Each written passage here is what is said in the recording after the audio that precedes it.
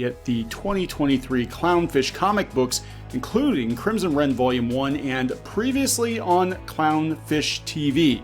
We're offering a limited number of these books. In our second chance offer, go to shopclownfish.com. That's shopclownfish.com. Hey guys, welcome back to Clownfish TV. This is Neon. I am here with Geeky Sparkles. Hello. And we're actually going to talk more about the comic book industry.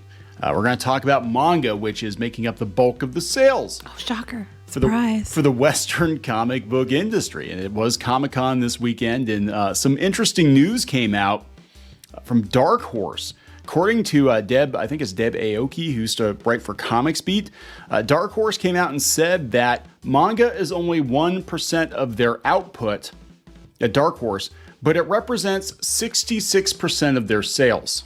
Not surprised, because people want to read manga, because you have good stories and good characters, and it's not all agenda shit. That's not even an 80-20 rule. That is ridiculous. So we're gonna talk about this, and this kind of actually does go along with what I was talking about yesterday. That I think some publishers are deliberately hiding their numbers, not just to hide failures, but also I think so people don't go get the wrong idea, because they might look at Dark Horse and be like, oh, Dark Horse is making X number of dollars per month, so my comic that doesn't sell, I need to get a higher page rate, even though it might be manga that's bringing in that money, or in their case, they do video game books, art books, stuff like that. It's not actually comics. So let's talk about this. Before we get into it any further, please subscribe for more pop culture news, views, and rants, guys. If you do, you'll get a woohoo. Woohoo! So yeah, we didn't go to San Diego Comic-Con this year. I have no interest in going. Do you have any interest in going to San Diego? It's nuts. Well, I do actually some point, but not now, obviously. This was a good year to go, though. There was no Hollywood. Really. I know. That was a win for a lot of people. Yeah. So now there actually is comic book news. Lots of comic book industry news is coming out. And this is kind of the age-old, discussion that YouTubers have been having. Oh, hey, the manga's outselling the Western comics. Like, we know that, right? But even with American publishers like Dark Horse, the manga is outselling their own stuff disproportionately. 99% of their stuff brings in 34% of the revenue. 99% of their titles are not manga, and they only bring in 34%. Yeah, that's not really good. No, I mean, I'm not surprised, because the manga's good.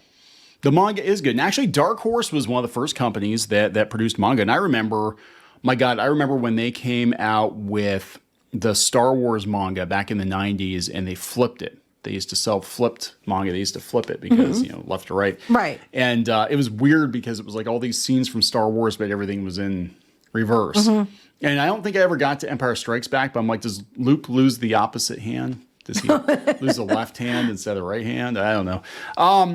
So, yeah, I mean, look, this is something we've been talking about a lot lately, that, manga sales are making up the bulk of Western comic book sales at this point, right? And the Western comic book industry is using manga sales to basically prop up that they're doing well, that everything is fine, and that's not really the case. Now, I think individual publishers are doing fine. I think the publishers that are selling manga are doing fine. I think the publishers that maybe have a license for, I'm looking at Boom. I don't know what Boom's financials are, but I mean, they're doing well. Power Rangers and stuff like that. But most publishers are not doing that well. They really aren't. And I love it because back in 2021, like this whole comics are better than ever. It's the best year ever, guys. And you look at it, it was like 75% of the sales were freaking. I don't have the numbers in front of me, so I'm just throwing a number out there. But a lot of the sales were manga and mostly graphic novels. Demon Slayer. Demon Slayer, yes. One volume of Demon Slayer outsold the entire American comic book market in Japan. Yes. One book. So, I mean, yeah, it looks pretty sad. Now, look, I don't expect Western comics to ever catch up to manga. The culture over there is different. Everybody reads comics in Japan. There are comics for every taste, genre, whatever you're into. However freaking weird it is, they got manga for it, right? But it's very clear that manga is effectively replacing traditional comics here in the West, too. And, meanwhile, you've got Western comic book creators out there on Twitter complaining about how they can't pay their bills and the page rates are not good. And I don't know what to say, because it's like, you guys aren't the ones that are actually producing the work that's bringing in the bulk of the money. Well, yeah, because I think people, like I said at the beginning of the video, people want good stories, good characters, and they don't want all the agenda. And as of late, at least in the last several years, there's been a certain type of people that have been, rising to power in the comic book industry, and there's also, at the same time, a steep decline in sales. Yeah. Of the same books. It could be a coincidence, but I don't think so. No, I don't think it is at all. I don't think it is at all. I mean, this is kind of the new normal. Like comics, the art form of comics is doing well. Some crowdfunded comics are doing well. People who get movie deals are doing well. The majority of comic book freelancers working in the direct market are not doing well. They're not going to do well. And there are way more people producing comics that nobody's buying than there are readers for that material. Mm-hmm. Plus, a lot of people are just going like the webtoons and stuff like that too. Yeah, that's the other thing too. It's kind of a 1-2 punch. So I remember the mainstream comic book industry being really mad about webcomics because they're like, you're giving your comics away. It's cheapening our stuff. It wasn't cheapening. They looked down their nose for years. At first they did, but then when they started... Not now, but first, they looked down their nose at people with webcomics. They're like... Amateur hour. Yeah, you can't do it for real. You do webcomics. But then the webcomics people came and ate their lunch. And now they're like, oh, yeah, we better join that club too now. It was same with crowdfunding too. I remember a lot of publishers coming out and being like, that's just e-begging. And I remember that, yes. Never lower ourselves to doing that. And now publishers are out there using Kickstarter, and it's crazy. And I talked about that a little bit yesterday with Archie got guilted out of using Kickstarter. Yes, I remember. Big time. And now it's just kind of normal. Like, you crowdfund something because you don't know how many people are actually going to want it. Why would you dump hundreds of thousands of dollars or even millions of dollars into a project if you don't know if enough people want it to warrant its production? That's the one upside of being able to do that now. Like back in the day, they just put the money into it because they wouldn't know.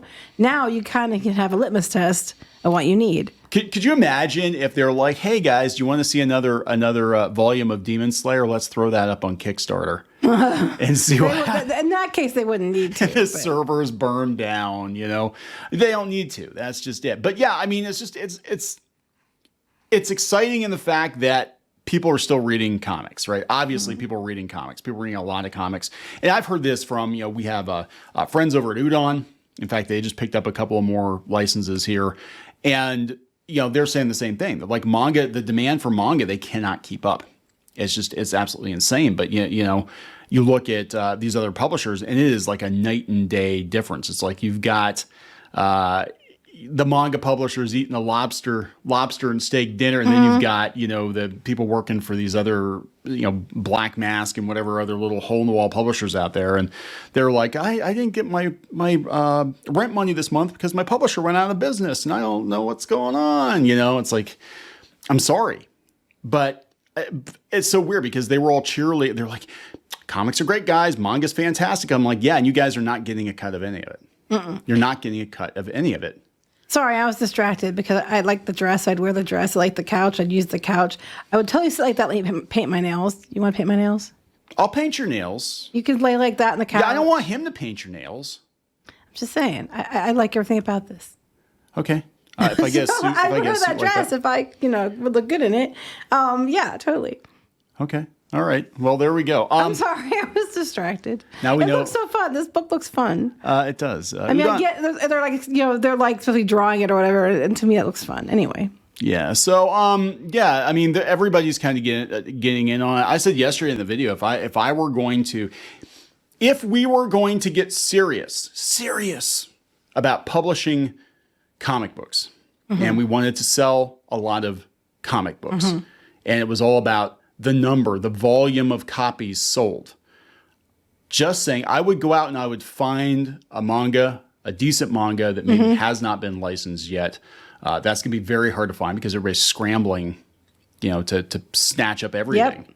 Yep. at this point. But that's what I would do. And I'd be like, yeah, we're gonna publish. I'll actually go out to webcomics and find some decent people who haven't been snatched up. Well, I think Yen Press has been doing that. I want to say they've been going out and finding webcomics now too. It's really interesting because it is interesting to me, so much so, because we were around like back in 2009, 2010, and people were, the attitude has just shifted so much. The attitude has changed. I mean, even toward manga, because I remember the mainstream, they were throwing shade at Tokyo Pop. And yeah, Tokyo Pop had a lot of problems and they kind of cratered the manga for a while.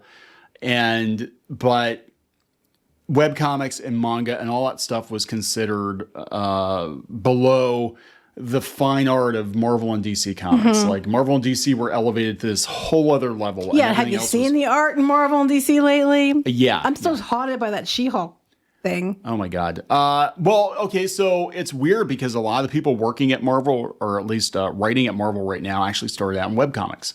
Oh, shocker. Because you didn't, to be fair, with webcomics, you didn't have to be that good at drawing.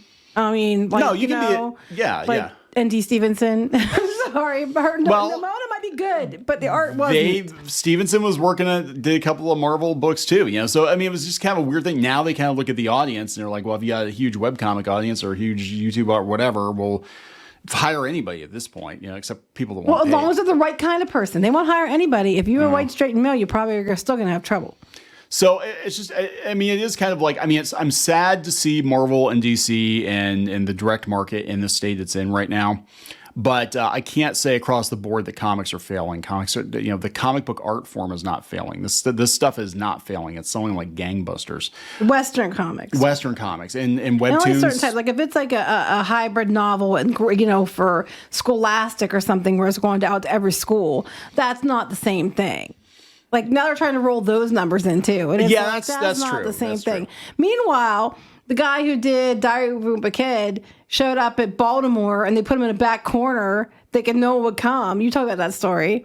Oh, yeah. No, it was Jeff Kinney. Kinney. He showed up, to Baltimore Comic-Con. And he was a webcomic first. It was, yeah. Diary of a Wimpy Kid was actually a webcomic on a kid's educational site. And they stuffed him in the back corner thinking nobody's going to want to see this like great. Because, again, that shows the lack of awareness, I think. And there's a lot of arrogance there, too. Yeah, but I think it's so weird because we basically had different versions of the comic book industry for years, and they never really crossed over that much. You had your people that read manga, you had your people that did webcomics, you had your people that did graphic novels, and usually the graphic novels for like Scholastic, they would pull from webcomics people, they would pull from indie comics anyway, people. Back to the story that you didn't finish. Well, the story is because of that, I think they looked down their nose at Jeff Kinney because they didn't know who the hell he was, and he wound up getting like the longest line of anybody there. Because all the kids knew who he was.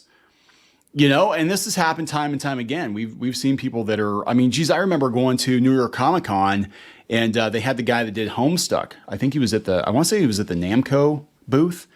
And there were actually like Homestuck cosplayers walking by him. Nobody knew who he was. Yeah, that was funny to me. I'm like, Homestuck's like the biggest webcomic. It's like the biggest webcomic out right now. And like nobody knew it was him. I think if you had, I can't remember her name. I think it's Rachel, something who does Lore Olympus. If you had her go to a traditional Comic-Con, like a Marvel DC focused Comic-Con, I think they'd be like, oh yeah, it's just this webcomic person, whatever. And Lore Olympus is like way outselling. Oh, I know. Pinky Boo buys all the books. Anything, So there is some satisfaction in seeing things get upended on my end, anyway. So we gonna wrap this up. Yep.